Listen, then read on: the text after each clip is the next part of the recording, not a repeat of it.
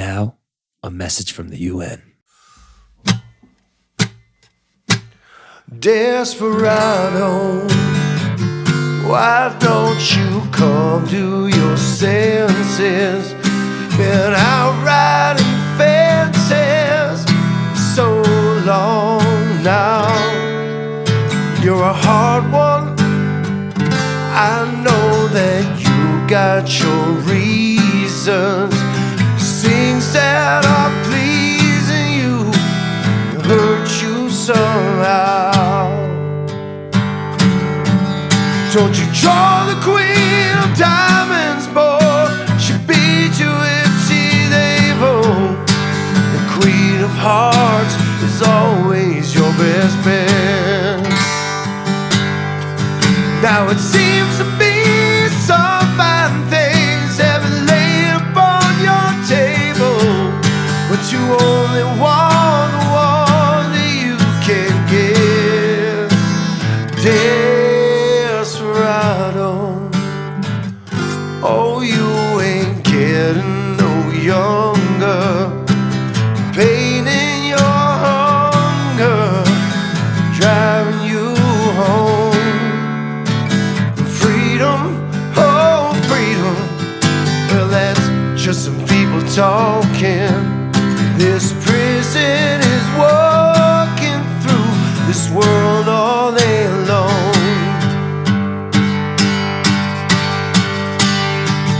But your feet get cold in the winter time. The sky won't snow and the sun won't shine.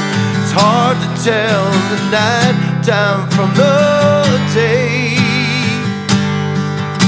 You're losing all your highs and lows. Ain't it funny how the feeling goes away?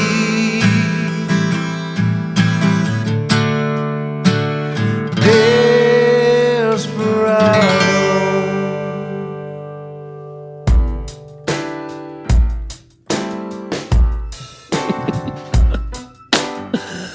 Oh, shit. And we're live. Andy Frasco's World Series Podcast. I'm Andy Frasco. How you doing? How's your head? How's your mind? Are you following the Nick Gerlach trivia tour like I am? 2 for 2, baby. I thought you were going to play Gamehenge last night. I didn't. Bullshit. I don't know it. Are you excited for your Victor Rudin show? Oh, yeah. And It I already heard happened. The repertoire, yeah. Was it fun? Yeah, it was great. We killed it. I heard the repertoire was full of 90s butt rock. No, not 90s butt rock, 90s grunge rock. Oh. What's butt rock exactly? Creed. I don't want to call them butt rock. They're so good. What about like you know what I think of butt Enough with rock? this Creed bullshit, okay? No, that first Everyone album is fucking good. hated Creed. I never hated them. Everyone would talk shit about Creed. Now they're the fucking talk of the town. Like, Well, I think it's you kind guys, of a joke. everyone's such a fucking hypocrite. It's kind of a joke though. Except People- Dopapod covering was real because Compa really was a huge Creed fan when he was Really? little. Yeah, I don't believe it. I believe it. He's weird. He likes weird stuff. Everyone was making fun of Creed. Everyone made fun of Creed for 10 years. Yeah, because it was. I mean, But now funny. it's cool. Well, I don't think it's more like they're doing it to be ironic a little bit. I know. That's what I can't You don't like that, stand do you? people. You don't like ironic covers, do you? I like ironic if you're being genuine to the ironicness. If you're not being If you're like, toeing the line, yeah, if you're just like talking shit about it, but all of a sudden now it's cool, then you Oh, listen yeah. to it. it's like that ironic thing people do when they're selling merch, but they act like they don't want to be selling merch, and they kind of, you know what I mean? They kind of make fun of the fact they're selling merch. And it's or like, oh, something. yeah, but it's like you're selling merch though. You're doing it. Yeah, you're bootlegging Grateful Dead shirts at the lot. I'm gonna have to go ahead and give you this one. I think you're right about. Let's move on from the Creed thing. But that first album was kind of banging, but it is funny too. But when I think of butt rock, I think more like Three Doors Down. Oh, I love that song. If I go crazy, where will you still call me Superman? I hate that music because I grew up in Indiana, and it's just What like, about Fastball? there's too many people that they're too like Marcy's Playground? That's the Fastball song. So what right? about like Three Linkin Doors Park? Down? What about Shine Down? Shine Down's butt rock. I don't think Linkin Park is. I think they're more new metal. Yeah. I kind of fucked with Linkin Park. That first record was dope. I think Linkin Park is new metal, Limp Bizkit's new metal, Korn is new metal, and those. So what was butt rock? Shine down, Three Buck Doors. Cherry. Yeah, I learned the cocaine. Right? She's a crazy bitch. She's a crazy bitch. It's music for guys that like become plumbers right after high school. It's not an insult. Plumbers make a lot of money. They do really well. But I'm saying, like, the kind of guy, like, I grew up in Indiana. Like, there's a ton of guys that unironically like Three Doors Down there. It's not like in California when you guys like Incubus is playing. Is Incubus butt rock? No, they're like, cool. They're like trying to be art rock, kind of. Brandon Boyd's hot. That guy's hot. Dude. I can never tell if He's I like that. Still band hot. or not. Yo, put up a picture of Brandon Boyd. He's got abs. He's got abs. Like a new picture of Brandon Boyd. I can never figure out if I like Incubus or not. I think they're all right. I like their earlier stuff, I He guess. doesn't age. What is he doing? He's white. He's got a little Asian in him. I don't agree that. I think every race. I don't know. I think white people don't age well. I think some people do and some people don't in every race, Really? Yeah. Oh, yeah. Dude, he's so hot still. Holy fuck, dude. He's got Jared Leto energy, except for he is a rock star. So He's a different. rock star. It's Well, Jared different. Leto's a rock star. No, he's not. He's an actor. Oh, my God. Look how hot Brandon Boyd is. You can't be an actor and a rock star. That's insane how hot he got. Yeah. I think surfing. He surfed his whole life. Even Flea's got like a hot body. Yeah. Is surfing... surfers are kind of... Anthony Kiedis is kind of hot. You never really see a big fat surfer, do you? No. Which is not weird really. because you just stand there. It's not hard. You just stand on a board. No. You stupid ass. Takes, That's like the no- hardest. Let's see Flea. It takes literally no skill. You just stand on like a fucking... Look at his body. He's got the Iggy Pop What do you fucking do? You body. just- I want that body. How do I get the fucking like heroin chic body? Like I don't you know, see a man. little bit of rib. You don't see like you're not too dialed in with your muscles, but you still look Dial good. in gummies. Speaking of dialed in gummies, shout out dialed in gummies. Maybe he's in shape from trying to... This segment, rating hot dudes, is by dialed in gummies. Do you Oh. want to dial in your body? All Fleet's cardio is from trying to distance himself from Anthony Kiedis for 30 years. Speaking of dialed in gummies, though, dude, those fucking CBD. I know. I took only one or two last night. And I Oh went, my "Nice, god, nice." it keeps me asleep. I'm finally like Having got dreams. my fear of not sleeping in my bed because I've like I thought there was ghosts in my bed. There is. I saw one earlier. Oh, I knew it. I'm just kidding. I just want to scare you. But normally they wake me up at night, and the CBD is like, not today, devil. You're going to bed, and you're going to stay to bed. and the ghost is like, "Oh, I want to haunt I wanted Andy. to play. I want to play. I want to watch Andy masturbate again." It's only for a couple minutes. Ghost like, Jesus Christ, again? Yeah, to the same one. Where's the rest of his penis? Yeah, where's the why does he keep on going to MILF porn? That's the whole penis? That's it? Yeah. I used to I don't Oh, when I my was a kid God. I used to I mean, we have LeeAnn Kreischer on the show. Hey, watch it. Bert's She's young. wife is the best. And this is such a great interview. We shouldn't be talking about my masturbation habits, but in true Kreischer form, maybe I should because she's dealt with I doubt that there's anything we Immune. could say that would surprise or... She is so I didn't realize how punk rock she is. She's a badass motherfucker. Her favorite concerts were Motley Crue. In Eagles. They just went to the Eagles show, and I'm going this weekend too, so I'm excited to see Where are what you they going? saw. I'm going to see the Eagles Oh, I thought you were going and to Paul Steely Anka. Dan. I just got tickets for that show too the next Oh, day. different. Where's the Steely Dan show? Forum. It's going to be dope. And My friend's dad owns the Forum. Really? You know who he is. Oh yeah, Yeah. They own the Forum too. They own a bunch of shit like that. Well, he might not own it anymore, actually, but they did. That whole group owns so many venues. You don't know about this? Man, making say that his money. name. I'll bleep it out. Yeah. I mean, it doesn't really matter, I guess. Everyone knows who his dad is. I'd be in a jam band too. Why are all the bass players You know in what's jam weird, bands though? have like millions of dollars? You know what's weird about him, though? The first time they came to Indy, they slept on like the cement floor of my friend's basement. what? They were not doing it like that. Who? We're talking about Yeah, talk. guys. His dad's that owns the Knicks. Yeah, whatever. Yeah, it's okay. He doesn't act like that at all, though. No, So I've that's never- what I'm getting at here is like the dude is like they did the Humble. hard stuff, Yeah. and I didn't know who his dad was the first 8 or 9 times I hung out with him. There's so many rich family bass players. I know. I can name 5 It's always bands the that bass have player. like the bass player has millions and millions of dollars. Really, I can think of that one. Another one Bass player owns banks. W Hotels. I thought it was some big bank. Either way, it doesn't matter. The bass player his Oh. dad is a billionaire. He's the bank guy. He's actually. the bank guy. Fucking Phil Lesh's kid, Graham Lesh. Yep. What's his dad do? Just kidding.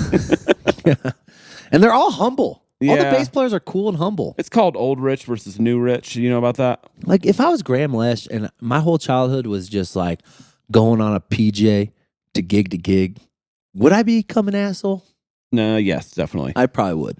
I don't know because it's like a old. I had money, but not like that. No, it's not. That's like a whole. I mean, you're all right. You're like upper middle class. Upper middle class Yeah. from Los Angeles. I mean, your dad's still working, right? Yeah, he still It's works. not like he's like, yeah, exactly. Like you were fine, but But that's a all those different- rich dudes are humble. people Humble don't really have a concept of how rich some of these people are. They're Yeah. like, oh, my friend's rich. He has like a house, and then like they go on vacation. It's like, no, you're just poor. Versus my homies who are rich, like have rich parents, but are guitar players. Yeah.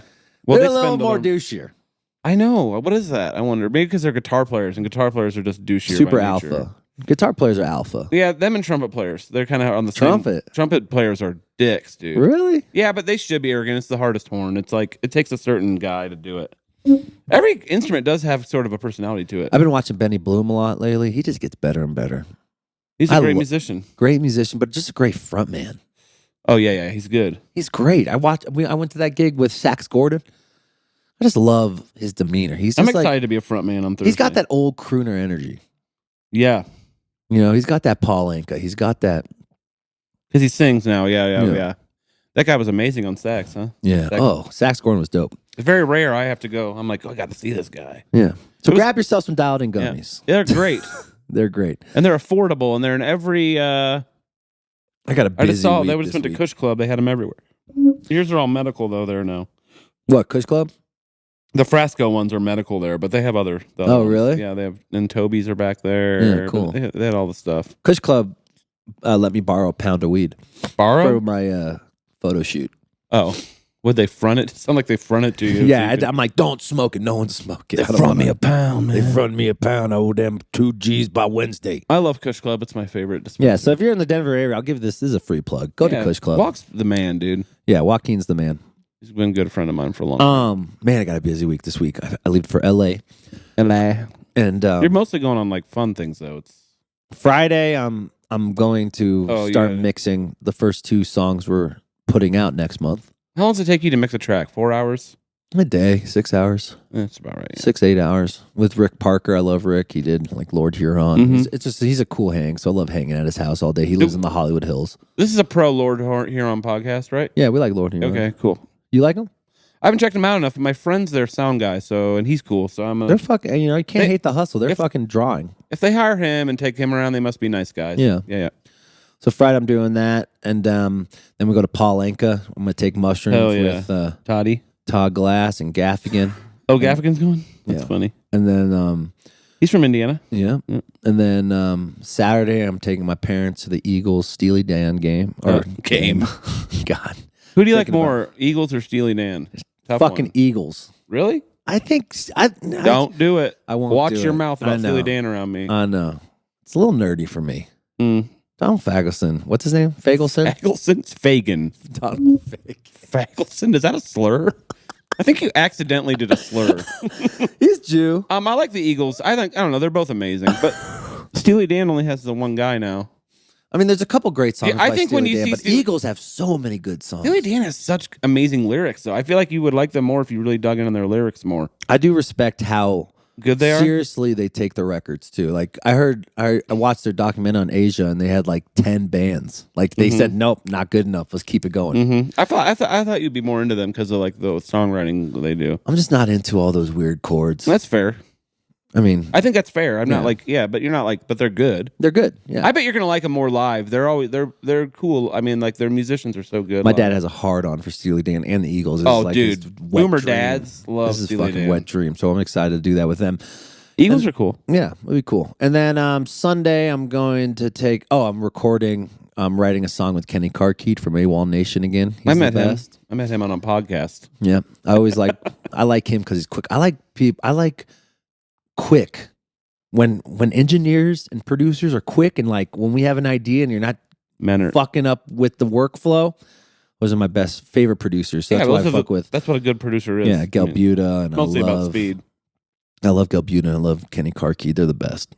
And then Monday, I'm on 2 podcasts. Felipe Esparza's I'm going on What's Up, Fool? What's up, Talk fool? about the Valley. And then I think I'm on Carter Cruz, the Porn Stars podcast. No, former porn star. She's now a Former DJ. porn star, yeah. And then I got to go to Nashville next week. For 2 days. I'm going that's to not finish bad. another song I wrote with Gail Buda and Steve Poltz. Album. That's album mode. I'm going to do a completely different approach for this album. I'm not going to go fucking pitch labels and plead and jerk them off just so I could get on a fucking record label. Well, I don't that know they're why I gonna understand drop why me you after need a record. What's a label going to do with for you? Nothing. In this economy, I'm just being cheap and don't want to pay the $25,000 it costs to make a record every But year. then you still pay that eventually anyway, don't Yeah, you? I pay and That's what I'm saying. Eventually, I get paid back from these labels. But Exactly. But then they just get the money back in your advance anyway, right? Yeah. So it's like, yeah, it's just you going to pay it now or pay it later, basically. Exactly. And they don't even market your shit anymore like they used to. So it's like, and like if I put it on a credit card, it's the interest rate is cheaper than what they're gonna take, and you get points. and I get points, and I can go to the high end and go do some fancy shit. Yeah. Yeah. So that's my week. Labels are for poor people and super rich people. I mean, I think the approach this year is Good for I'm middle gonna, class I'm gonna bands. try to like do these 20-second videos to promote the lyrics and have these labels come to us. If we get a viral hit on one of these, then But then they'll it's like, come to us and then they'll give us a lot of money. yeah, but then like theoretically, it's like still then you need them even less. If they're starting to come to you, you really don't need them, right. Because like, why are they coming to you? Because you have a product they want to sell, but it's like you're already fuck the selling it. man.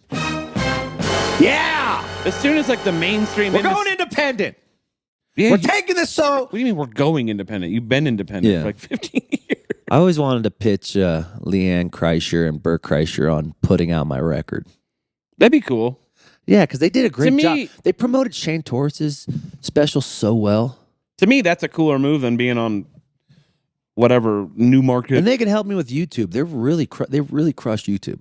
YouTube's hard, but once you get in that, there's a Yeah. lot of money there. Yeah, I'm really happy. I'm really proud of what LeeAnn and Bert did for Shane Torres's special because that thing blew up. Yeah, he's awesome too. He's great and he deserves it. Mhm. He listens to the pod. I've been talking to him. We're gonna That's get him cool. on the show. Yeah, yeah. He had that great bit about Guy Fieri, didn't he? Yeah. I love that shit. It's so funny. Volume.com, baby. You want to do the pitch for Volume.com? You should go to Volume.com. This is one of the best live streaming programs. I'm going to their company meeting next week. Company. Shout out to Volume. Go get to meet all the boys in New Orleans. We're staying at the Virgin Hotel. We're gonna have a great time. Oh, that's cool. We're Richard gonna Branson. stay up all night and talk about live streams Sounds amazing. through nitrous and cocaine. I'm done with cocaine. I'm done. After last weekend, I'm done. I'm just waiting for trivia to get so big that labels start coming to me to put out.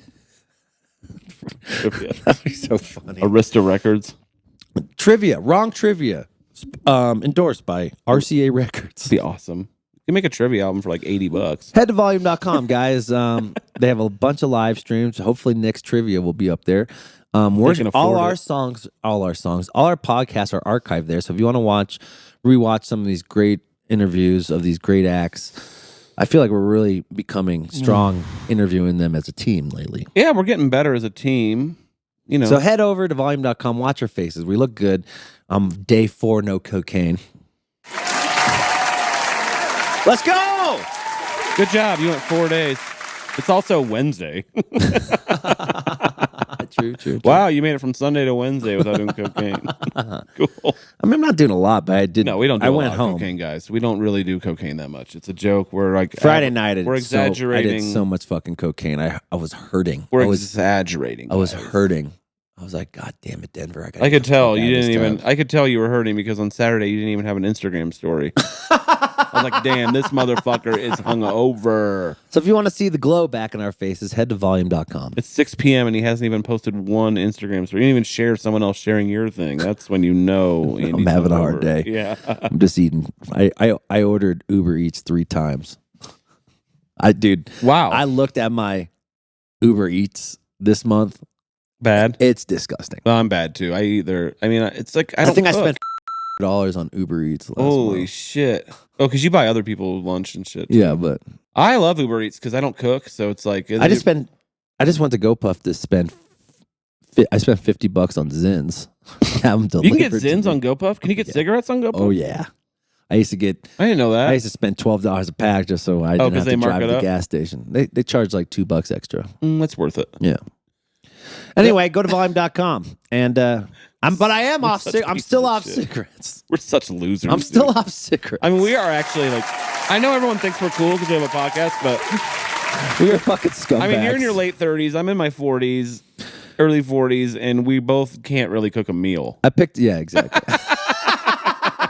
And we're like talking about mental health. Yeah. It's like maybe you have better mental health if you made yourself a salad one day. My cousin FaceTimed me and Aaron Ray FaceTimed me. And I'm like, hey, I was like, fuck. But I was already in the middle of a nitrous hit. I'm like, hey, how you doing? I saw that. Yeah. That's what that was, that video? Yeah. She's like, Andy, turn the microphone or turn the video around. I want to see who's with you. And there was nobody with me. I was like, oh, Like, yeah. damn it. Oh, yeah, about that. I was just trying to chill out. I was trying to stay at home. The only way I'm going to relax. A quarter pound of nitrous pound or whatever nitrous. it is. I don't know how they do that. All right, we got LeeAnn Kreischer on the show tonight. We love LeeAnn. This was one of my favorite interviews so far. She was so nice. God, and she's so fucking smart. And and then I started going into like what she's written a bunch of stuff, and I started reading, and she's just I'm like a super fan of LeeAnn Kreischer, and I love Bert. Yeah, Bert's all right, but I'm a LeeAnn guy. Dude, I love LeeAnn. I mean, there's a reason he married her. I get it, and he fought for her because she was like, "Nah, She get said the fuck out of there." She said that he exaggerated that, but I would never. In my heart, I don't think that Bert Kreischer has ever exaggerated one thing he's ever said. We love Bert. I don't believe in hyperbole from him. I think everything he says is true. I might go to the Super Bowl. Bert, you heard that right. I might go to Vegas and go hang out with Bert and the team. Ooh, Super Bowl sounds annoying to go to. Honestly, is that weird to say? I got a crush on Bert's head of marketing, Yeah, Victoria. You got a She's so crush on cool. Everybody, don't you? You get Not crushes. everybody. I get crushes. I do love crushing on people. It's fun. It's so fun. Yeah, Just crushing. You know, just like I'm not doing man, anything I think about you're it. cute. Like I'm not doing anything about it. No, I'm just because if thinking- you do, it ruins it. And Yeah. actually, you realize you didn't like him. It's more like the dream. the idea of like Of you know, having a I'll normal- visualize like going on dates with Victoria and like you know we're out there in LA and she's like Get Uber Eats. yeah she'd get Uber Eats. She loves going to Vegas. So Vegas is cool. I don't gamble really though, so it's like yeah, she doesn't either. She likes to go to the restaurants. Carbone. oh, they have good restaurants there. Bomb Yeah, restaurants. Yeah, that's true. That's true. So you're gonna love this interview with LeeAnn Kreischer. Yeah, And you are. guys, next week, January 26th, the Ogden Theater, Denver. We're playing a 1,600 cap. Are there We're still tickets left? There's like 300 tickets left. Damn, that's might be sold out. Pretty good. Yeah. We need to sell it out before to make think it Daddy will. Scott Morrill happy. So grab your tickets. It's his birthday. And I just got some special guests that I hired, and there's 10 Told of them. me, I'm just gonna say that there's 10 of them. and they all play the same instrument. They all play the same Kidding. instrument. Kidding. We're doing a 10-person sax battle. and they're hot. They're all hot. We're That means stoked. I don't have to sit in. Do you want to sit in? I gotta pay you too. Fuck. I don't have to sit in. I feel like I just have to pay you to hang out with me lately. Mm-hmm. Yeah. No, Okay. last night you didn't. No. Someone else is paying me. So No, I paid $143 at the tab to hang out with you last night. no. That shit was expensive last night at the Clayton. Well, I don't have to sit in. I can just come hang out and I be. don't want you to sit in. All right. I mean, you are one of the best sax players in Denver. I'm excited to be the front man tomorrow. I know. Victor Wood, Betty. It's gonna be fun. You're gonna be cool. Like, are you actually gonna be cool. a front man? You're just gonna be like, this next song is called. No, I'm a good front man. I'm good with the crowd. You good? I don't know. I talk on the mic every week for 2 hours. Oh yeah, you have been getting better. Yeah, I know how to do it. Yeah. Hi guys. You're gonna say, we're funk. This is Denver. No, I don't talk like that. No. Uh-oh, your manager's here. Hey Jordan, what's up, bud? I thought you I'm gave good. me a I'm actually a panic good attack. I front- thought it was Schwartz. I'm I'm a good fuck. front man. I don't talk a ton. I like to talk in between songs, introduce the band, get people hyped up. But Cool. you know, I opened for you and it was pretty good. Yeah, it was really good. Remember, I got the crowd ready for you every night. Every night. Yeah. All right, guys. Enjoy LeeAnn Kreischer. Yeah. And we'll see you next week with LP Joby. Yeah, Leah. Let's go. Bye. Bye.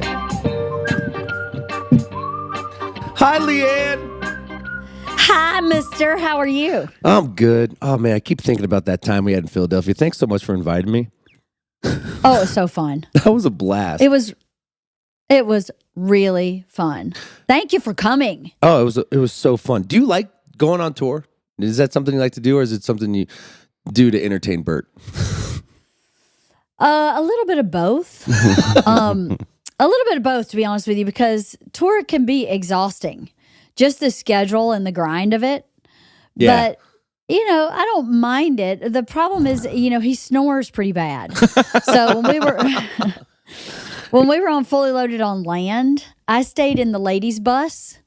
And then when I wanted to, I would go sleep on his bus. But I always had my own bunk so that I could actually sleep because he snores so badly. Jeez. Yeah, I mean, you have to have that. I mean, like, if you don't have sleep on tour, I feel like you start getting, like, your brain starts just extremely fucking up. Some of the best marriages Agreed. I've ever met have separate bedrooms. Yeah. It's a great way to have a good marriage. Yeah, like, what is the recipe to a 20-year relationship?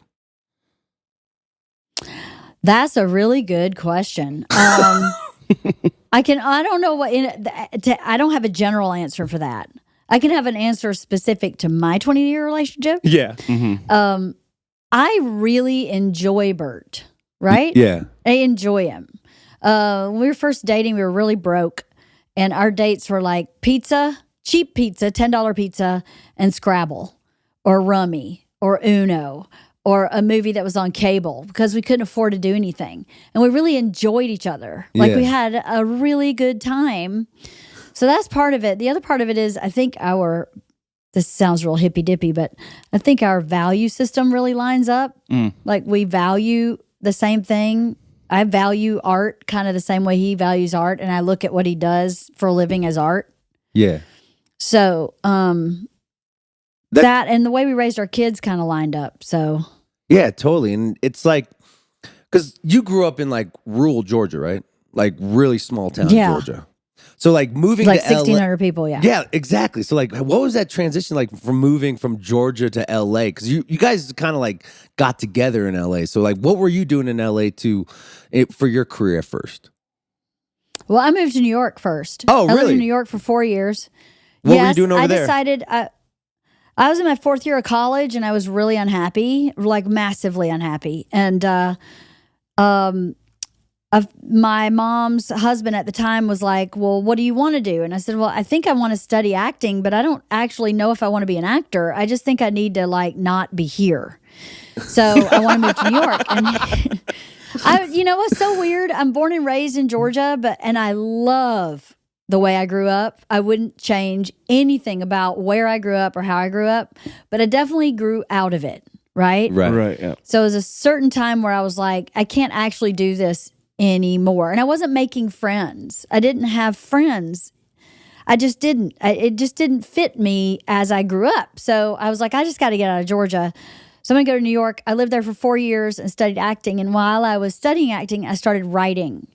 So after that, I was like, you know what? I'm going to move to LA. I kind of got too boxed in New York. Yeah. Even though I loved it, I needed more open spaces. I needed less, like, stinky streets. I just needed it to be a little more nature. Weather's better. So I was like, I'll try LA. I moved here. Go ahead. Oh, what was the first, like, shock? Like, you moving into New York, like, from Georgia. Like, what was the first thing, like, welcome to New York, LeeAnn? Like. Okay, you ready? Yes, please. I moved there without ever having been there. Oh my God. Okay. Really? It was 1993. Uh-huh. In 93, Disney did not own 42nd Street. This is pre-Giuliani. So when I got off at the Port Authority, it was prostitutes and peep shows. The first thing I saw remember all those old movie theaters that were on, I think maybe 9th or 10th Avenue and on 42nd Street? Right, yeah. Were all XXX movie, peep shows, strip clubs, prostitutes. So I got off the Port Authority and was like, okay, wow. I don't think we're in Georgia anymore. I don't really know where to go. Right? Welcome to New York. Hell's Kitchen was actually Hell's Kitchen when I was there. I mean, I remember going to eat Indian food in Alphabet City and seeing my first dead body. Where I was like, a guy was actually dead. And when I came out of the restaurant after dinner, the ambulance was there, like, sheet over him dead. Whoa. So what? Yeah. It was a little bit different from Georgia. Oh, are you coming in on my podcast? Oh, my husband's going to listen in. Hi, Birdie. Do you have FOMO? That's what. So, what was your? Do you want to say? No. I'm just listening. Hey, Bert, what's up, buddy? He wants to listen. I don't know. I love it. I think he's having some fun. You don't have to leave. You can sit here, but do you want to be? I don't know if it's not okay. Oh my God! Bye. That guy. I'm telling you what. But like, anyway, but tell me about like what was growing up like in Georgia? Was there like a lot of meth? Like, was there a lot of like? Was there a lot of this drug? was before meth. There's pre-meth. So like, was it? What was the? It's so fascinating. You moving to New York, where it's so big, to start this career And congested. I would have the biggest anxiety attack. Did you never have anxiety when you were growing up as a kid, or did what made you like just pull the trigger to go to New York? It's just so wild to me. I know nothing about you. I know nothing about you, LeeAnn. Okay. Yeah, give it to me. My parents divorced when I was 7. My mom and dad had a small hometown, 1,600 people. My dad's parents had like an 88-acre farm, 250 head of cattle. I had to raise a calf from a baby every summer and sell it at the sale barn. I grew up super farm kid. Parents divorced when I'm 7. My mom moves me into the gay community in Atlanta. My mom's not gay, but she thinks safest place for a little girl is with a bunch of gay men. Yeah. So I grew up with no children around, just gay men in Midtown in downtown Atlanta. Close to Piedmont Park. So I had these two juxtapositions of life, right? I had this really small town. We were related to every single person on my street. The church Bert and I got married in is on our street that my family built in 1843. I mean, like super rooted to Atlanta with my mom was a model and was just surrounded by all this kind of progressive thinking, even though my mom is the opposite of a progressive thinker. My mom actually is quite stereotypical Southern in her thinking. Very traditional. So very not nice. Okay. My dad is nice in his thinking. Mom, not nice. Dad's in the small town. You'd think the not nice thinking would be there. Right. But the not nice thinking was with my mom. It's just bizarre. So when I moved back to my dad when I was 13 and went to high school in that small town, and my dad told me then, he was like, you're not going to stay here. You've already seen the city. You've already seen things that kids in your hometown have never seen. And it's not going to hold you. You're not going to be able to stay here. You may not even be able to stay in Atlanta. Like, he just knew it when I was 13 years old. So Holy I was like, shit. you're crazy. I'm never leaving. I had lived with my mom for so long, had a really rough childhood with my mom, couldn't wait to get to my dad's house. And I was like, I'm never leaving again. And then, of course, he was absolutely right. As I matured out of all of that culture because I'd been exposed to so much in Atlanta that most kids in the South aren't really exposed to. And the AIDS epidemic took every single neighbor I had. So I just had this kind of bizarre happening. So I was familiar with living in a city. Atlanta, by no stretch of the imagination in the 70s, is like New York City. Right. But it was still kind of a city. There was still traffic. Right. There was still a lot happening. So it was a big leap. I think I had a lot of crazy things happen when I first moved to New York. And once I probably about 6 months in, it became really hard to live there. But I am such a tenacious, determined person that I was like, I am staying here. I don't care if it sucks. I'm staying here because going back home isn't working. Right. So I have to figure this out. And so what I figured out was LA is the perfect mix of Georgia because there's so much land and open spaces and sky and you can get to nature easily. And New York and this more progressive thinking, a little more open in thinking and a lot more relaxed than New York. So LA is actually where I belong. Yeah, totally. Does that make sense? Yeah, 100%. Yeah, definitely. because I lived in New York for a little bit, but I grew up in LA. It is a little more spread out. It does feel like that. Yeah. Atlanta, I'm curious about the tension between you and your mom. Like, what were you guys tiffing about when you were kids? Okay. So my mom, I believe, she's never been diagnosed, but I believe my mom has some form of a borderline personality disorder. Oh. So she's been divorced 6 times. She was massively controlling of, I'm an only child. So what her disorder did was like control. I was a direct reflection of her.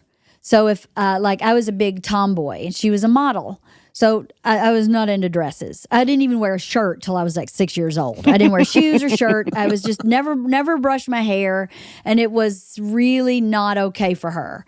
That seems simple and like, so what? No big deal. Right. But she made me take 21 vitamins a day. She forced me to meditate. She was very into Maharishi yogi. I had to go to the center all the time and get into that shit. She monitored this is so graphic, but she monitored my bowel movements to the point where she would watch me. Wow. Like she was like, What? not a regular person. Yeah, really, really, Was it- really off the charts controlling, Like a right? borderline- Controlling at a different level. Controlling to the point where I just shut my personality down entirely and was a void when I was with her. She also made me steal things. She was a compulsive liar, and I would see her lying and know that she was lying. And if I'd ask her about it, I'd get in trouble. So I just stopped talking to her and stopped engaging with her. She also left me when I was 4 for a year and a half. So Like, completely? I think it just, Like no talking communication? yeah, she moved to Chicago. Yeah. Oh, just like left And you with your then- dad. Yeah, she left me Okay. with my dad to go to Chicago to pursue being a model. She came back like twice, but she finally came back for good. My dad stopped sending her money. And then she like behind my dad's back, got an apartment, ran up all his credit card bills, and then left him with all the credit card bills. Wow. What? Yeah, it completely destroyed my dad financially.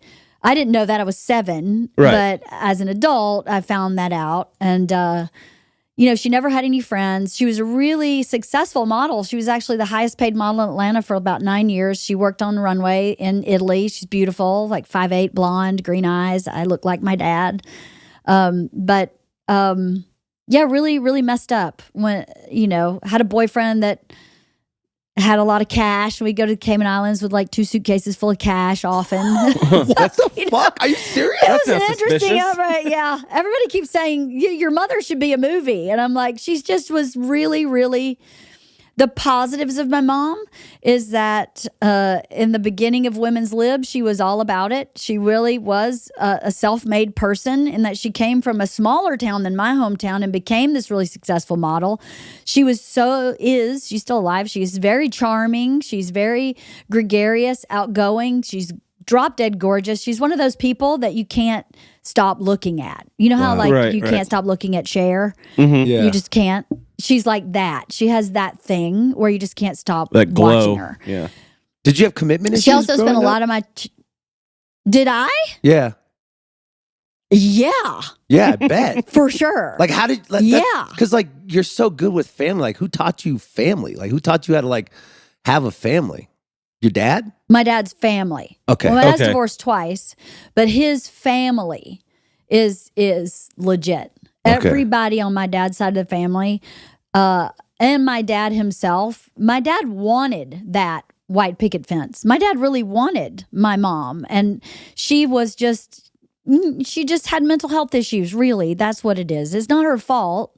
It came from trauma in her own childhood, and I get it as an adult. When you're a child, you think it's all your fault. Right, right, yeah. That I must really be bad to not want to take 21 vitamins and drink niacin once a week. It almost, I must be the that screwed almost up one sounds like here. Munchausen's by proxy a little bit, or like some version It of that. was a little bit. Yeah. Yeah, it was tough. It took a long time. By the time I was 13, I was drinking heavily. By the time I was 21, I was drinking a 5th of vodka by myself. And by the time I moved to New York, right before I moved to New York, I had started losing my hair. I'd become really bloated, and my mom took me to the doctor, and he was like, her liver's enlarged. She's drinking excessively. And I lied and was like, I'm not drinking at all. I don't ever drink. Yeah. So you're lying like your mom. Had a DUI. You Yeah, were I was lying. suppressing I was too. repeating. Oh. Yes. Holy shit! I'd been arrested for DUI. Got arrested for vandalizing people's homes. I was really What? bad. I was off in a ditch. LeeAnn! Yeah, right. I don't. No Little one would bad think I girl. looked so nice. I was drag racing for money. You got it out of your system. Did you ever sell drugs? I did not sell drugs, but I do have a cousin that cooked and sold meth, so it was adjacent. We all got a cousin that But, cooked and sold meth out there. So when did you have your first Exactly, right. relationship? Like, if commitment was like kind of a situation that you didn't really understand, like when was like the first time you really fell in love? that I really fell in love. Yeah. I thought I was in love in high school. Another complex thing about my mom is that she was very sexual. So she was naked all the time in my house. She like cleaned the house totally naked. Her body was like an open book for me. So I didn't know that, but actually as a child, that's actually like a form of abuse. I didn't think I was abused, but as you grow up, you go, yeah, it's just not normal. Yeah, that's my mom. So I just think, yeah, everybody's mom vacuums totally naked. Totally. You know, everybody's mom meditates completely nude with their 10-year-old daughter, you know, Holy shit, and LeeAnn. I saw her using sex as power, right? For her, sex was a power. And, you know, she just kept marrying and divorcing people. So she'd marry somebody, divorce them a year later, marry somebody else, divorce them 18 months later. So I saw this pattern. So my first boyfriend, I was a sophomore in high school. He was the sweetest guy ever. And it was a really positive experience, but I got bored really fast. And then the second time, I thought I was in love, and he cheated on me, and I was like, well, this sucks. So now I'm going to always be in control, and I'll just cycle through boyfriends. I was never like a promiscuous girl. I was a serial monogamist, right? I'd be in a relationship for 3 months, 6 months, 9 months, and then I'm out. And I'm out. And I'm out. And you know, my dad's so smart. When I was about 21, maybe, I said to my dad, I don't understand why all my friends are getting married or they're getting engaged, and I can't hang on to anybody. Like, I don't have a boyfriend. My dad goes, oh, honey, you're not going to meet your husband until you're in your 30s, and he won't be normal. Wow, Nostradamus. There, you nailed that one. And I was like, that is the meanest thing you could ever say. And he's like, oh, honey, you just can't. You're just not going to be with a normal guy. It's just not going to work that way for you. And he was right. So I got into therapy when I was 23 because I'd stopped drinking. Actually, when I was 21, I woke up one morning in my own bed, no idea how I got home. My bedroom window was open. Whoa. Outside my window was my purse. I was living in Atlanta. And I actually just crawled out the window and followed my purse, my shoes, this is the early 90s, my pantyhose. Like, I just started getting undressed from the time I parked until I crawled in my window. I don't even know why. I went in the window, probably couldn't find my keys, which were in the ignition of my car, and my car door was open. Wow. So at this point, I thought, maybe I need to address this issue. I'd already gone to jail for DUI, so... What was triggering all the drinking, though? You think, like, at 20? Trauma, yeah. But, like... This was childhood. Did you not love yourself? Like, what was it? No. It was made very clear to me by my mother that I was not lovable. Everything I did was really wrong. Now, my dad loved me unconditionally, totally. But my mom was like, nope. Everything I did was, if it didn't, I believe that she has narcissism as a personality disorder. And with that disorder, if you don't line up exactly with that person, you're actually life-threatening to them. It threatens their actual being.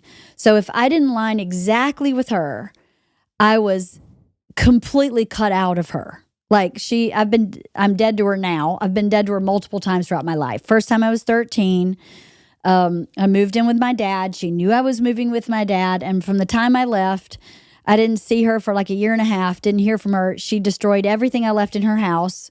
So I don't have a single baby picture of myself. I don't have any pictures of my childhood because she threw them in the garbage. What?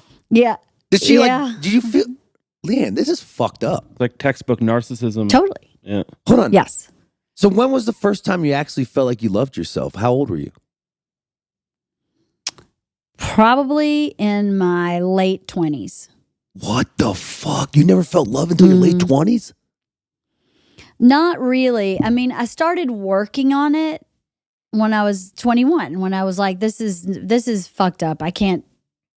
This is not about alcohol. This is about pain. Yeah. This is about pain. And this is going to sound really goofy, but a song is what woke me up. What is it? And it was, you ready? Yeah, please. Desperado by the Eagles. Oh my man. God, I cry every goddamn time that song You've been comes out on. riding fences. Oh God, what'd you hear in I that mean- song that made you change your? You better let somebody love you Yep. before it's too late. God damn it! Like I used to drive my car. I used to drive really fast because I used to drag race as a kid.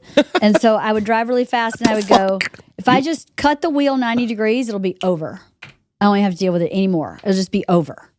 And I was thinking that when that song came on and I heard it and I went, okay, this is about me not allowing love in my life. It's not about someone not loving me. I'm not letting anybody love me. Right. Even your dad? I got to figure out what that's about. Even your dad? I did my dad, but my dad was fragile. My dad, is a whole nother ball of wax. My dad Give it is to a me. sweet love. My dad is Bert Kreischer. Sensitive, Yeah. Sweet. loving, Yeah. frat boy. Obviously not at 75 when you probably met him on the boat. Yeah, but Yeah, he was nice. as a young person, I mean, he was 21 when he had me. Man. And I was his only Right. child. And he's all of a sudden single. He had a breakdown when my mom left. And then my stepmom divorced him when I was a sophomore in college. And he had another nervous breakdown and moved into my dorm with me. What? And lived with me in my dorm because What? he couldn't manage because he was maybe slightly suicidal. And I'm an only child, and my grandma was losing her mind. And so he just moved in with me, and he would sit on the couch in my dorm room and wait for me to get out of classes every day, and then was just like clung to me for a long time. So I had no parent that could take care of me. So the my parent dad became loved the me. kid. Yeah. Kid became the parent, you mean? Yeah. Cor- the kid correct. so you were the parent of your dad. From about 4 years old, yeah. Oh man, So- LeeAnn, I want to hug And you're you. an only child, so it's all you.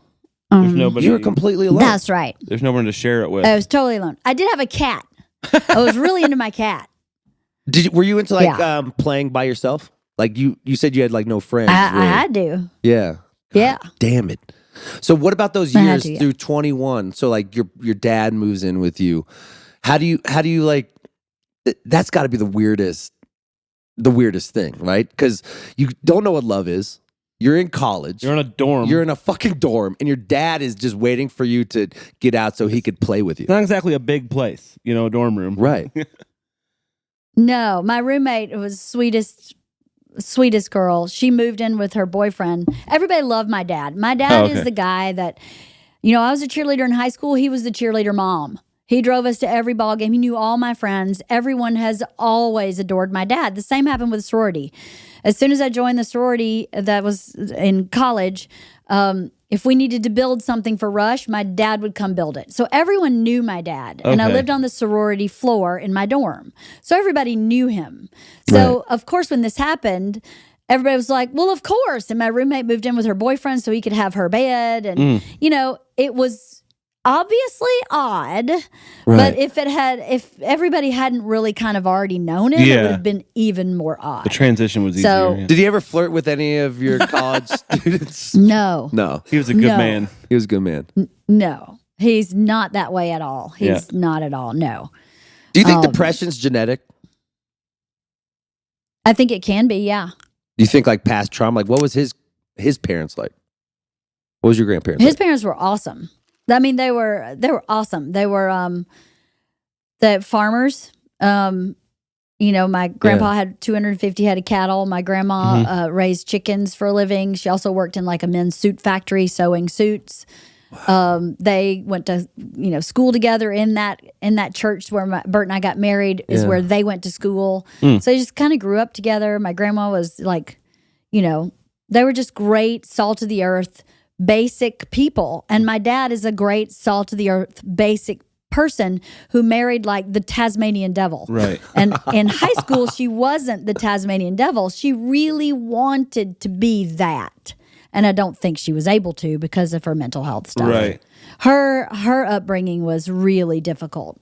So I think she was running toward this positive family, this man that adored her and my dad and all my dad's siblings get along so great. It's such a great family environment that I think she was running to that.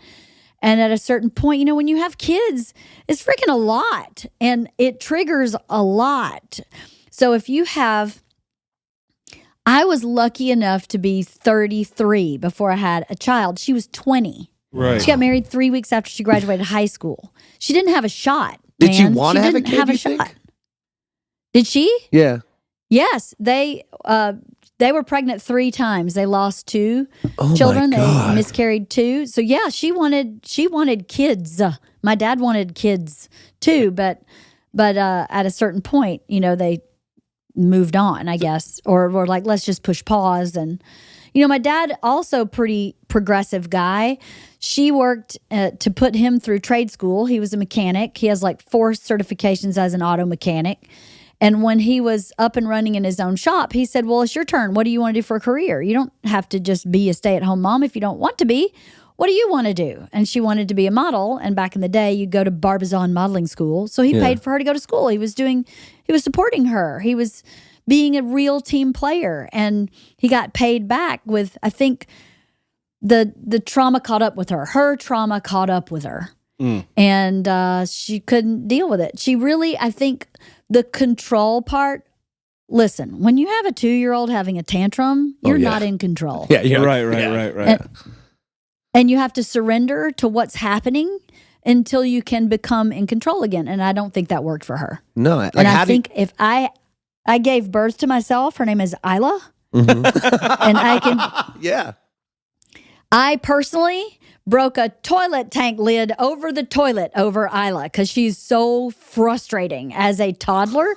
And as I'm raising her going, if this is what my mother dealt with, I see why she left. Like without the tools she had, she was like, I'm going to kill her or I should leave. Like I had a different perspective. Does your trauma ever relapse as you get older in life? Like, do you ever like? It absolutely does. Like Yeah. what's an experience that you had later in your life that it relapsed? I absolutely have the hardest time asking for help. Yeah. Same. Perfect example. We have a sectional couch. This happened 2 weeks ago. We have a huge leather sectional couch in my house. Remember, I live with 3 other adults. And 2 big ass dogs. And 2 big ass dogs. I moved that sectional couch out of my house into my driveway by myself. And 3 other adults were in my house. Oh, they were home even. And it never occurred to me to go, hey, maybe I should get a little help on this. Nope. I was like, if I can just get some leverage and 2 furniture dollies, I can get this motherfucker out the door. And I did it all by myself. You did do it. Is this why you're the CEO? This is why you're the COO of Birdie Boy Productions? I think it might have something control. to do with it. Yeah, you like control. I don't know if I like control, but I don't think there's a lot that I can't do. Right. And you're organized. Make sense? Yeah, totally. So Yeah, like, I'm really organized. Like Bert says, let's build a festival, and I go, let's do it. I have no idea how to do it, but I can tell you this: if I can get a sectional out my house by myself, I can figure out how to run a festival. so was that the same mind state when you're like, I'm gonna fall in love, I'm gonna commit to someone, I'm gonna commit to Bert, or I'm gonna commit to something? Was that same mind state, or did it take a long time to like actually commit to somebody? I'll tell you what happened. I kept going through relationships, and they were not like Bert. They were very different than Bert. Right. And when I met Bert, I went, okay, hold on. This is different. And if I was not in therapy, I was in therapy for about 3 years when I was 23. When I moved to LA, I stopped therapy, and I just kind of lived my life. Why? And I found why? I just kind of wanted to see if I could do it on my own without therapy. So, and I was doing great until I was in a relationship with, had a writing partner who was the exact carbon copy of my mother. Oh. And I'm in this relationship going, this is my mother. Why am I here and why can't I get out? This is my mother. Why am I here and why can't I get out? What's happening? And then at the same time, Bert showed up and I went, okay, I don't know how to do this. I have no role model for a positive marital relationship, and I am currently repeating the relationship with my mother, which I will not do with this new person. Right. I need to be in therapy again right now. Right. So I went back into therapy, learned why I was in the writing partner relationship, fixed that, and then said to my therapist on the first day, I have 2 problems. One is I'm repeating a cycle.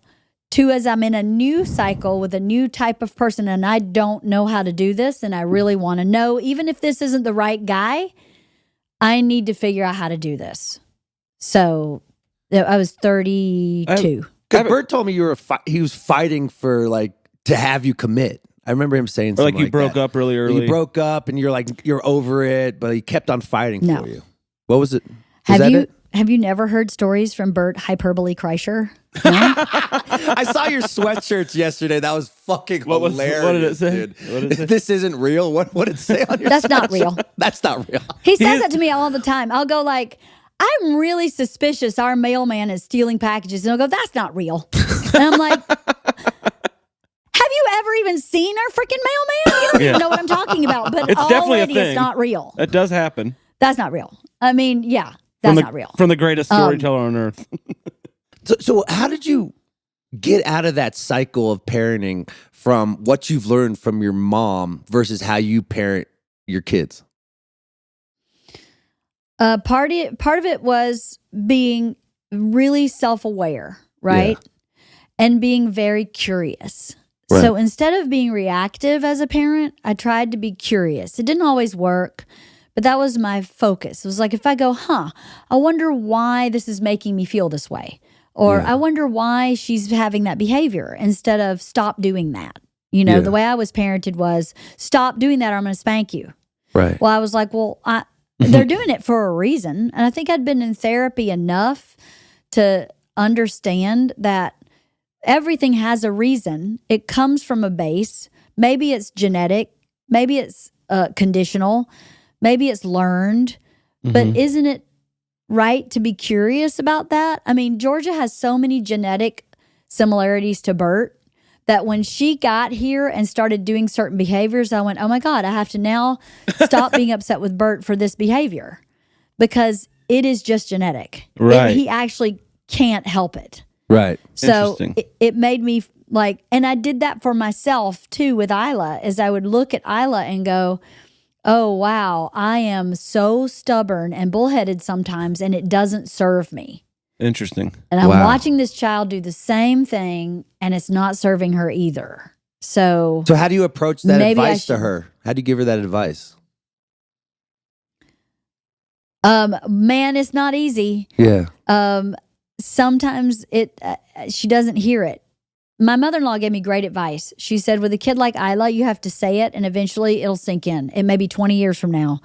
And that advice was true for me too. Because my mom had great advice for me. She wasn't all bad. She was very gregarious. She was very friendly. I actually think I have her personality. I don't have my dad's personality. I'm much more similar to my mom. Right. Never meets a stranger. Flirty in a fun way. I think I'm kind of flirty in a fun way. Yeah. She was flirty in a, hey, let's get busy and then I'll dump you way. But but I took some of that, which is fun, and then I took a lot of positives from her. And she did have a lot of good advice. She would always say things like, don't make a joke at someone else's expense. That's really a cheap joke. If you can't say something funny that doesn't make someone else look bad, you shouldn't talk.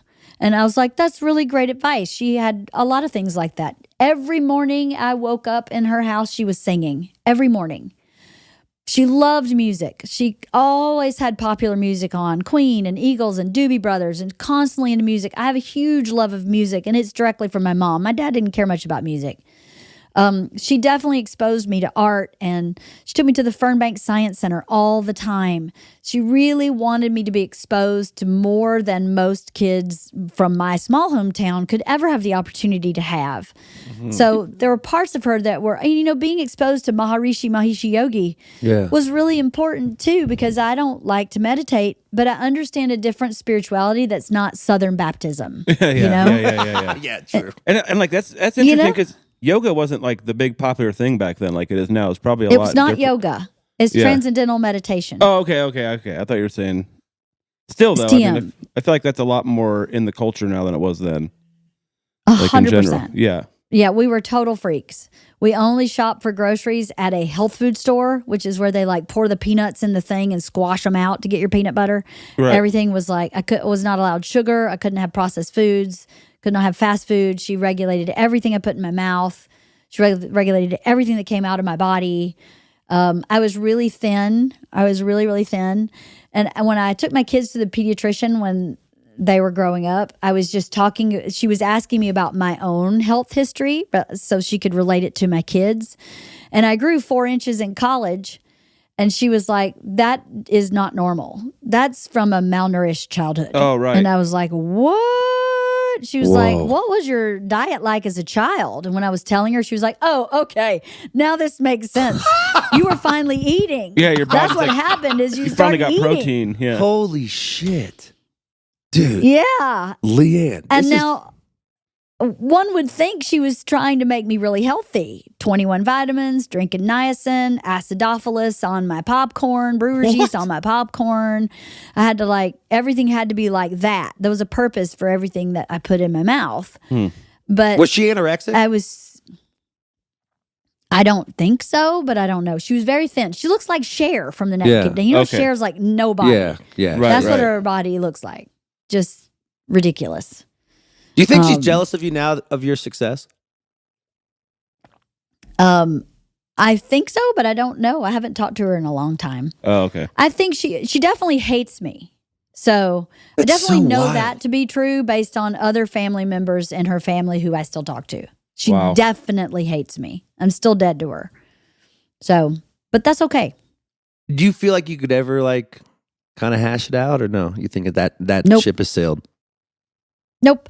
I tried. I reconnected with her in my teens. And then she and I got in a very bad argument when I was 23.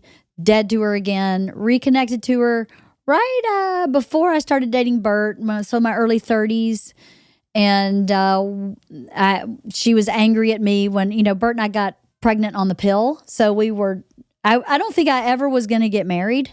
I think I was for sure just going to sail off into the sunset by myself and Right. just be in a relationship. I wasn't planning on having kids. I didn't think I knew how to do it.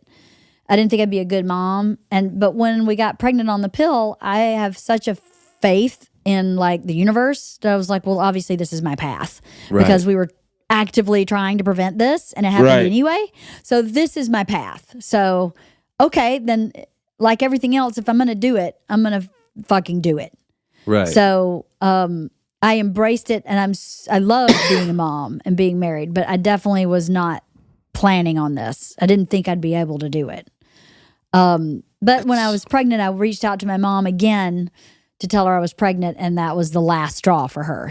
I'm dead to her, doesn't want to know Bert, doesn't want to know my Wow. kids, nothing. What the fuck? And then dude? she kind of busted in on us. I went to see her parents once with my kids. George was probably 8 or 9. Isla was 6 or 7. She just walked in the back door. Hey, I'm your nanny. And we were Oh, like, wow. what? I had a visceral reaction and my entire soul shut down and I was silent for the rest of the day, never spoke. Bert was like, I've never seen you like that ever. It was a trauma response. Yeah. Oh my And God. then at the end of the day, she was like, oh, well, now that I've met you guys, I guess I'll start coming to California to visit. And Bert was like, oh, no, we'll never see you again. yeah. like you didn't come to our wedding? This is over. He said This that is to her over. face? Yeah. That's awesome. No, yeah, Is he did. Bert- And she got so angry, she wrote a letter, and I know her handwriting. She misspelled my name in the address of the letter. What? So I just handed On it. purpose, Yeah, she maybe. misspelled my name. I handed it to Bert and went, this is going to be bad. So I'm just going to have you read it. And if it's not bad, you let me know. But if it's bad, I don't need that in my psyche. So he goes in Right. the backyard, reads the letter, and he comes back and goes, she's dead to us now. And I don't care. You're never working it out with her. And he had, for our whole relationship, said to me, don't you think there's something you could do to work this out with your mom? Don't you think there's something? I mean, I'll sit down with you. He was really compassionate. And when that letter came, he was like, okay, we're not working with someone who lives in reality. Wow. That must have been intense. Oh Yeah. my God, dude. You said you were talking about suicidal thoughts. Have you had multiple? Have you had multiple thoughts like that growing up as a kid? Did you understand it younger in your life that you're having these thoughts? I had them only up until I stopped drinking and started saying, I'm really upset. And I'm in pain. Like I didn't understand. I don't think I understood that there was a way out of it until that fucking song. Oh my God. You better let Thank somebody God for love the you. Eagles. Thank God for the Eagles. I'm going to clap for the Eagles. It's just Eagles. Just so you know, Eagles fans get mad at you. It's just Eagles. It's not the Eagles. Did you know that? I didn't know that. Yeah, the people are weird about that. Just Jesus Christ, man. So was Bert patient like in the beginning of your relationship? Like how you must have been hard to deal with in the beginning relationship because you didn't want him. You're pushing him away for so long. Like he had to have been a patient guy. Well, I didn't really push him away. I just kept being honest about not knowing what I was doing. Right. So this is the way our relationship worked, okay? I asked Bert out. I gave his roommate my phone number. He never called me. So I called his roommate and went, what the hell is it? What the fuck? We had a great time bowling. We were in this group bowling and he didn't call me. Why not? And his roommate just handed him the phone and said, ask him yourself. So I said to Bert, what are you doing? I'm a cute girl. We had a great time. Why haven't you asked me out? And he just kind of stuttered for a minute. And I went, hey, if you ask me on a date, I'll say yes. Make it easy for you. And he said, you want to go on a date? And I went, yeah. I love you so much. You should get into sales. I love you so fucking much, LeeAnn. Right. You should sell well, insurance. I was like, what's he doing? He was totally into me, and now he's just not calling me. I don't play games like that. I'm 2 years old. Come on. Right. You like me or you don't. Right. And you liked me clearly. So he hangs the phone up and goes to his roommate. I think she just wants me for my body. He was kind of ripped back then. He was ripped. He's right? kind of ripped now. He's hot. He's always been hot. He was ripped. Yeah. Hot, but I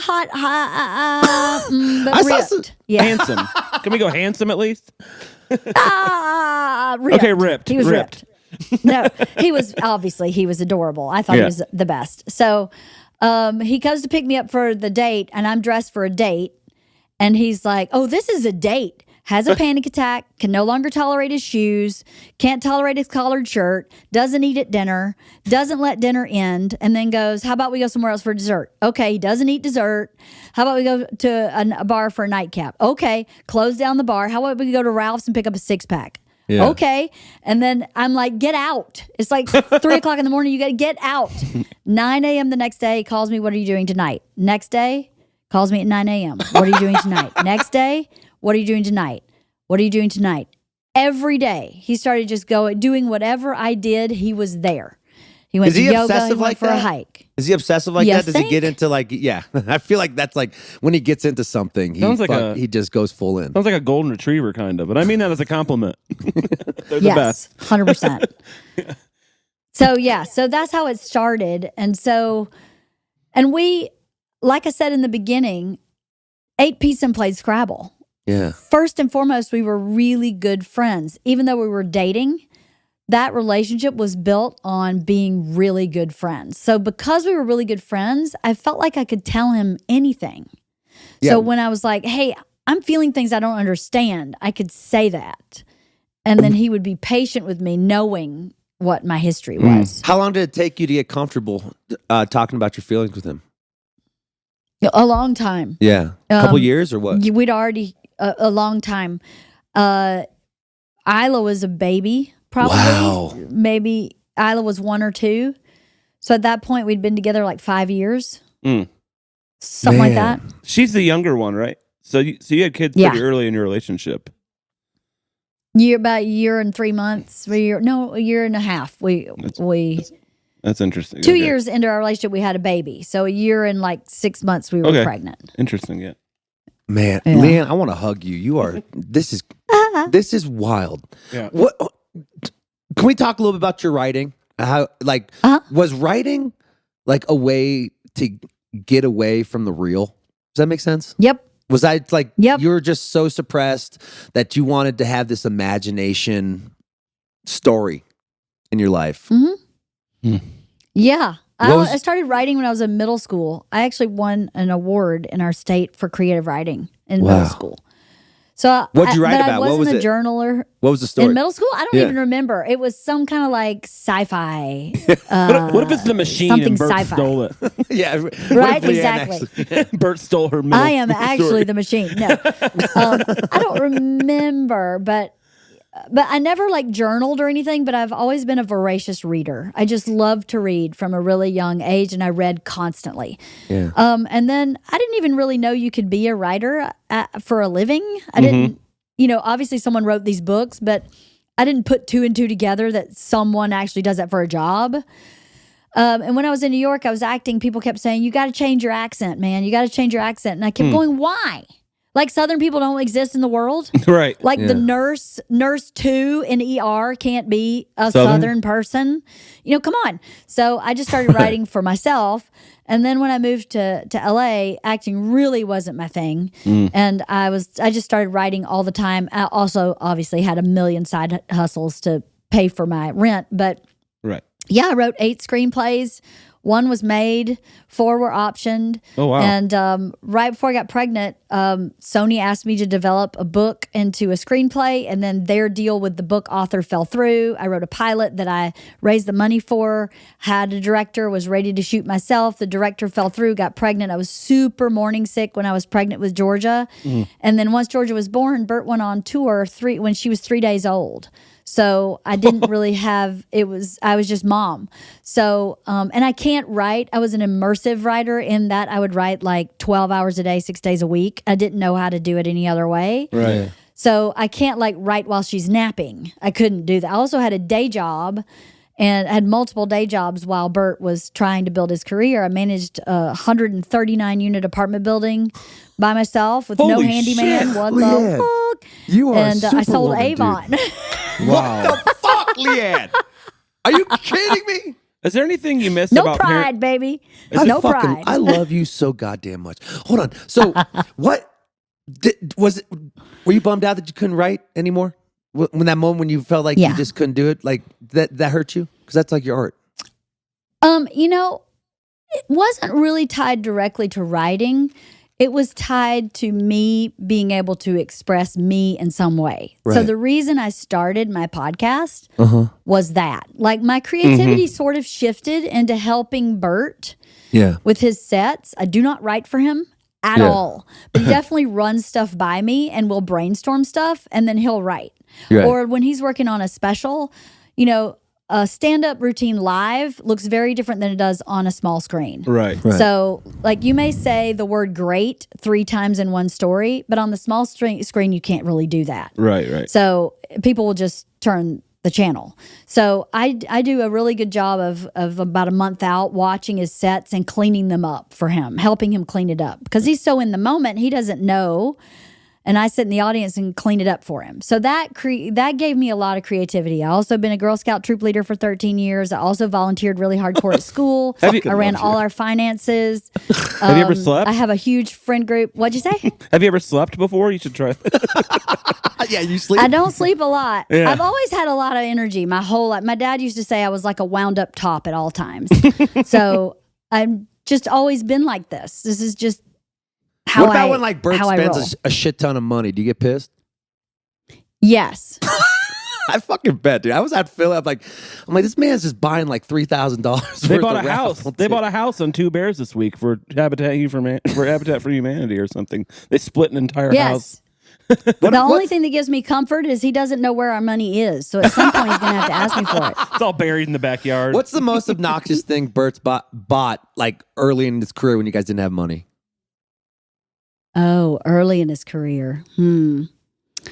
Probably really expensive sneakers. Yeah, he loves Where he'd come home with like $250 sneakers, and I'm like, "What are you actually doing? That's like I can't pay our health care now. What are you doing?" Right. And he just doesn't put 2 and 2 together ever. He never has. When we were really broke, he came in one day and he was like, "Hey, I need $50 to go gamble with Daniel Tosh." And I was like, "Well, I don't have it." And he goes, "Well, just go to the bank and get it." And I went, "Dude, we don't have it. It doesn't exist. Like I can give you $24 and then we have nothing." And he's like, "That's not real." Yeah, it's actually real. He just never has. He's never worried Listen, about before money. me, No, before me, he used to take his check from the X show, put it in his backpack week after week after week, and after several months would fly home to his dad and hand him the backpack.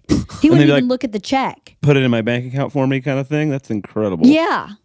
Terrified of money. Early in the relationship, he said to me, if I know what's going on with our money, I'm going to stop writing art because it's all I'll think about. I'll be worried about it. So you have to do it all. Do you think without you, he'd be living in a Rolls Royce?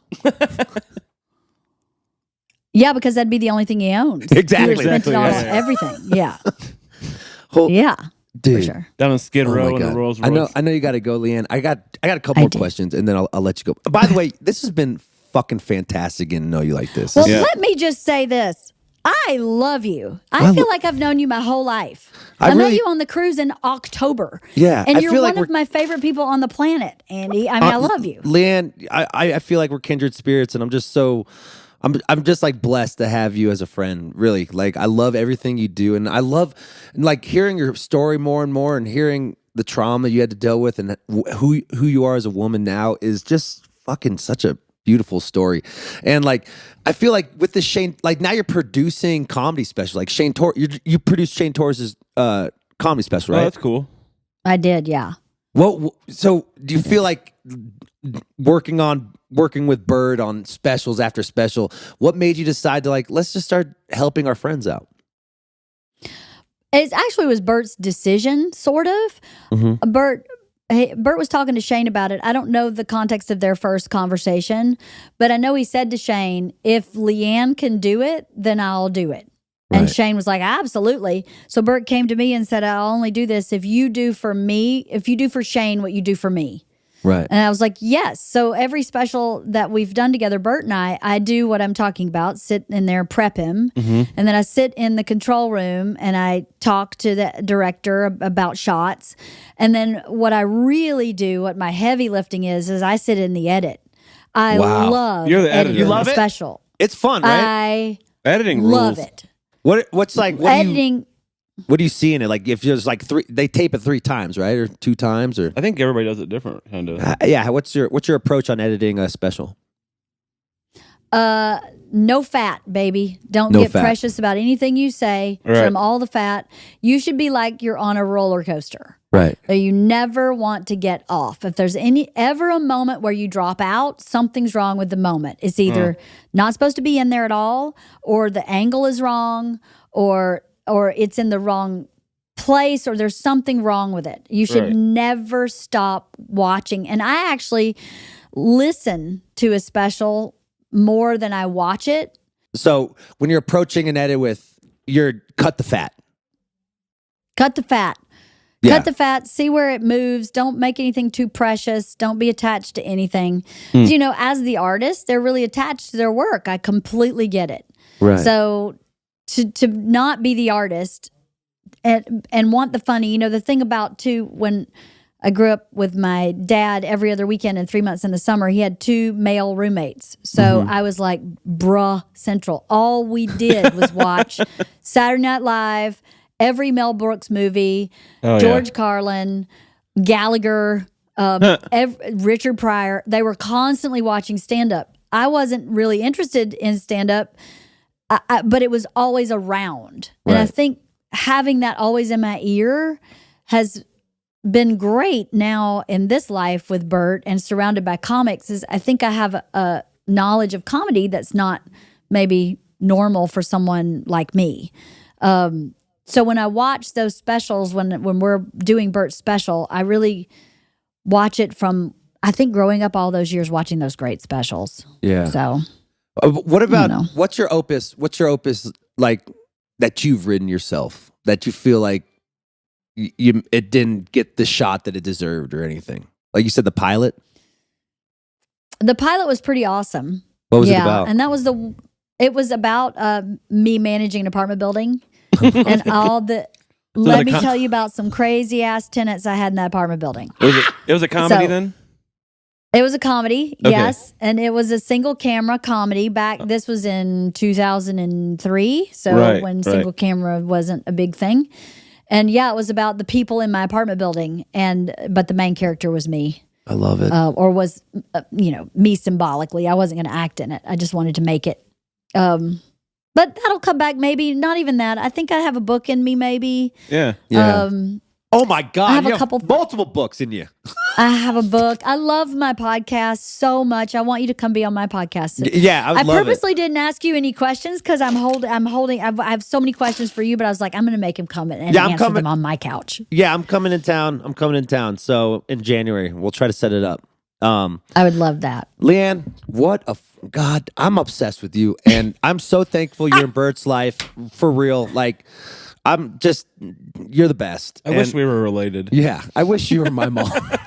Older sister. Or older sister. No, yeah, older sister. Not old enough to be. Well, I can adopt you. I'd love it. I'd be honored. I got one last question for you, LeeAnn. I'll let you go. I know you're busy. When it's all said and done, what do you want to be remembered by?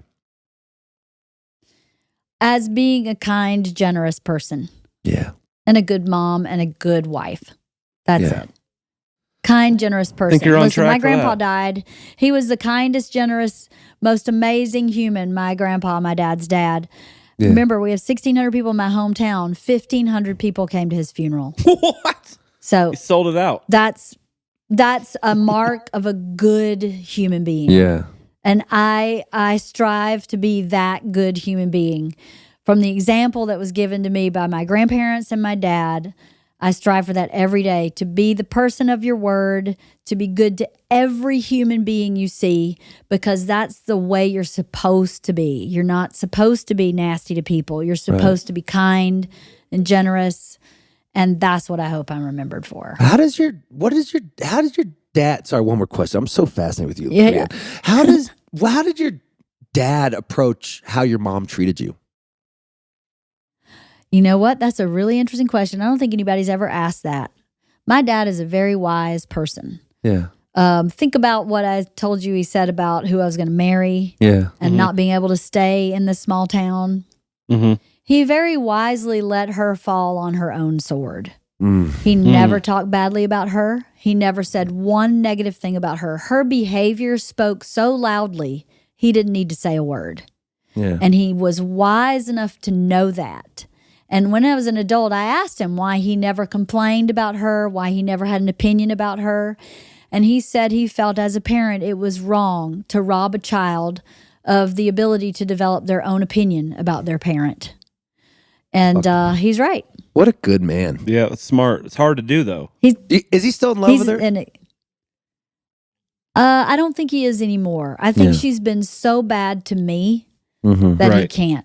Right. But I think he was for a very, very long time, probably till I was in my early 20s. Wow. But no, I don't think so anymore. I think she's shown enough of herself that he can't really be that. He can't. No, I don't think so. Fuck. He is an exceptional human being. I was so blessed and lucky to have him. I wouldn't be who I am without my dad, for sure. With all his flaws, with all his moving into my dorm, with all his, brokenness, he loved me unconditionally. I had a phone call with him every Wednesday night he never missed. Oh. And I got out of school every other weekend at 3:30, and that man never was late, not one time. That's awesome. And every time I was with him, I felt like the center of his world. Lucky for him, he didn't have custody of me, so he had a whole life where he could have a life, and when I showed up, I could be the center of his world. Yeah. But the message was really clear from Did him. that piss you off? What? Him not having custody? Because you had to deal with your mom? Like, I Right. felt like that'd be some animosity, too, towards your dad. No. I got the benefit of having the judge tell me in front of my parents who I would be living with. So I understood that it was not his okay. fault. Yeah. It wasn't your fault. And his don't know- behavior made it very clear. Mm-hmm. His Okay. behavior made it very clear. He would have loved to have had me my whole life. Oh, man. So no, It's a course I didn't have any decision animosity sometimes, toward my dad. Well, I'm yeah, happy. it was. Yeah. Well, I'm happy he's still, he's still in your life, and that's fucking, what a fucking, LeeAnn, power. Straight power. I love you. Thanks for being on the show. You're the best. I can't wait to see you again. I can't wait to hang out, hug you. It's going to be great.